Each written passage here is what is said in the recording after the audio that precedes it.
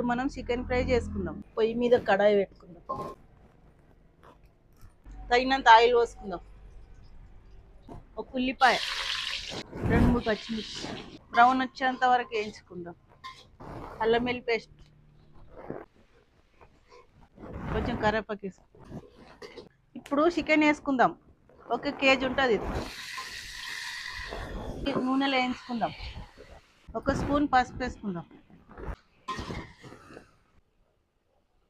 2 స్పూన్ల కారం, పెద్ద గంటెతో 2 స్పూన్లు వేసుకుందాం. 1 స్పూన్ ఉప్పు, కొంచెం పెరుగు, కొంచెం కొబ్బరి పొడి, కొంచెం ధనియా పొడి, 1 చిటికెడు దాల్చిన చెక్క పొడి, 1 స్పూన్ గరం మసాలా,